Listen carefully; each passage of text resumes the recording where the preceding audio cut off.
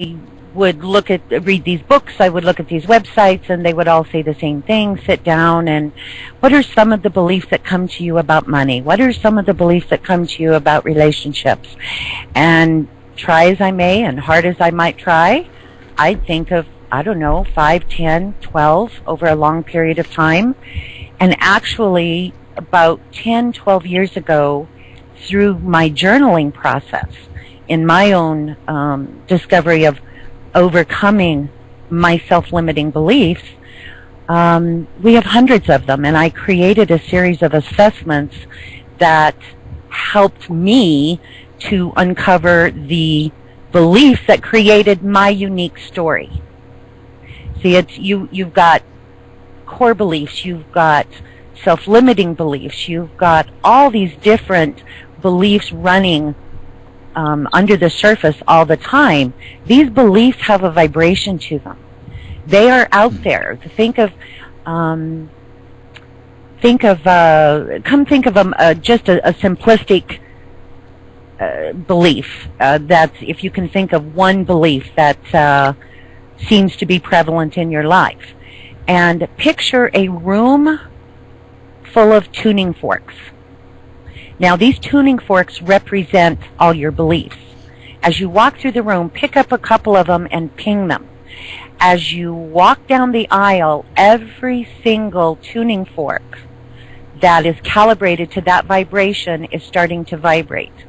And so that belief vibrates, and it creates an experience to match the vibration. But it incorporates more than just the woo-woo stuff, as my daughters would say. It's truly a mind-body-spirit thing. We have something in our brain called a reticular activating system, and its job is to do nothing more than to filter out the evidence of everything except that belief. So as long as you are holding that belief, and that belief is creating that experience, it's going to continue over and over and over again until you have the opportunity to sit down and look at all of the beliefs. And they interconnect. You might have a belief about money that interferes with a relationship. You might have a relationship that interferes with your career. You might have beliefs about all of these areas which really profoundly affect how you feel about you. So it's much more than all men or all women are controlling. It's much more than money seems to slip through my fingers. There are hundreds and hundreds of these beliefs that work in this very intricate tapestry that creates the story. And when the story begins to create a pattern that keeps showing up in your life over and over and over again, that's when it's time to really start the process of doing some digging and looking at all of the beliefs that are creating that pattern. Did that make sense? Yeah, it certainly has made sense to me. What we're going to make sure, Susan, that it makes sense to our viewers. And I hope so. We have 490 of them in Stickum, so let me ask them to. 34 of them are in the chat room lurking. So if you have any questions about any of this that Susan is describing, please just feel free to express yourself and ask us any questions about the subject, because this is an important subject matter, and if you don't believe that it is, then all you have to do is look out the window or go out in the world out there from your home and notice how everything is right now coming down. And what I mean everything is coming down is our financial world is coming down, our political world is coming down, our healthcare system is coming down, our educational hardly anywhere I can look where things are not getting ready to come down. Now, I know a lot of people are still resisting all of this, but in my experience, what I've noticed for me is that I didn't change, or I was not motivated to change until I got so deep in the black hole that there was no deeper to go. Absolutely. And the question that I was forced to answer is, do I want to wake up tomorrow morning and repeat this again? This is what Susan just talked about for the last 5 to 10 minutes. Or do I just want to not wake up? Now, if this is what it's going to take for you, then what I'm suggesting is that what's happening in the world right now is I'm thinking, and I'm asking Susan to give me some feedback, but I'm thinking that whoever created us, they are, or she is, or he is, sick and tired of what we're doing here. Because if we continue on this path, we're going to destroy each other. So I think, in a way, they may be forcing us on a global level to either make the changes or we're not going to wake up tomorrow morning. What do you think? And Steve, I do believe that it starts from within. It has to start from within.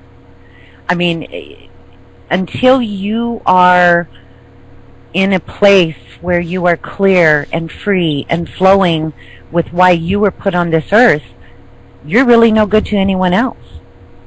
And may I kind of switch the kind of segue here just a little bit and give an example of what I was speaking about before in how beliefs show up and interfere with aspects of our lives? Yeah, Susan, you're the guest. You can do whatever you want.